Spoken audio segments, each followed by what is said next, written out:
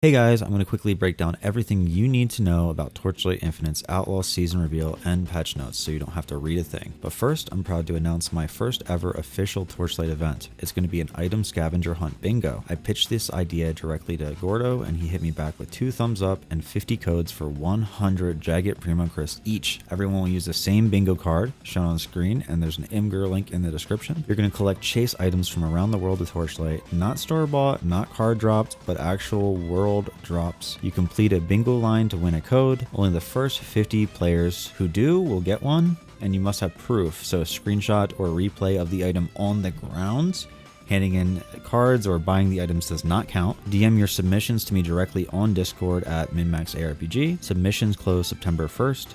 If you send me video clips, I'll compile a community showcase. So let's get right into it. I personally believe this will be one of the most build-diverse leagues since before the great change during the Canvas League. The new season will be a lot like PoE's Heist with an in-map twist that seems like it can deliver big loot explosions, plus the hoarder crafting bench in PoE, as well as extra craftable affixes on gear that can even pull from the legendary item affix pool, enabling more fun build ideas. And yes, that means there's also the Gamba on the fluorescent memories, and reforging will be included in this league. There will be 4 talent trees now with 1 less overall talent, but now there will be no restriction on pedigree of the gods, and it can have mixed talent, no more 1 left and 1 right node, with 2 major talents in your first main trees and 1 major talent in the other 3, totaling 5 now. There's also 1 more sub-tree for each god or goddess you can pick from. There's warrior themed around life, assassin themed around lightning, prophet themed around cold, sentinel themed around block and shield, Lich themed around skills and seals, and Artisan themed around sentries. The new character, Rosa 2 Unsullied Blade, is a mana stack elemental attacker that can also snapshot damage. They brought that back, so imagine how strong that is. For the new Pact Spirits, the Battle Pact Spirit Valkyrie's Night Patrol is pretty overpowered, I can't lie. Mana consume attack Battle Pact Spirit elemental. You get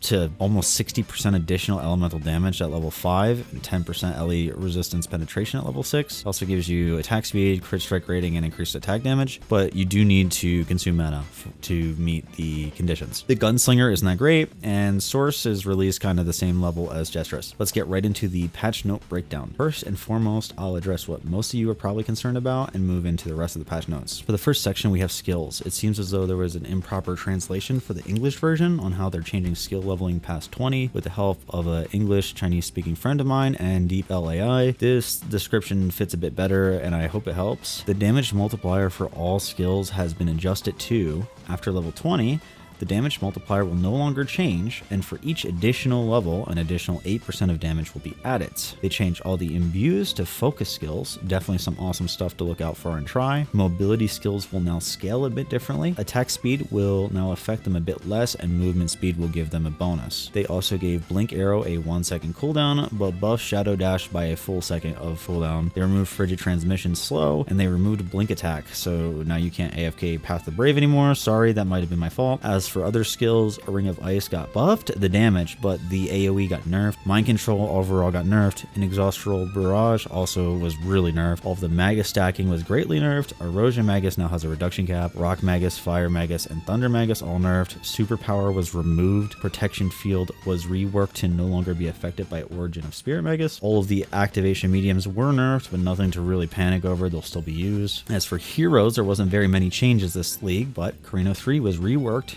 Overall, it's a buff. Ving was slightly nerfed because GMP was removed from the game, so now it's just multiple projectiles. Moto Order Calling was buffed. Iris Growing Breeze was nerfed. Thea the Blasphemer was nerfed. Rayhan Anger was nerfed. Rosa 1 was buffed. For hero memories, some affixes have been added, and now you can get your immunities for Deep Space here. They added all immunities as fixed affixes. You can get Curse Effect Receive, cooldown recovery speed, focus speed, and max mana now. The Sand Lord Belt Blending, you can no longer get hero traits from them on the belt mod. Explosions are no longer affected by AoE, but they get an extra meter base. Out of map content difficulty was increased by 100% additional monster health and 50% additional monster damage in Eterna, Mistville, Arcana, Dream, and Canvas. Embers and Sacred Fossils can now drop in stacks. New Netherrealm nodes and tree reworks. There were some game mechanic adjustments. Hunting, more compass drops. Cube Craving no longer drops Flame Sand. Dream was buffed.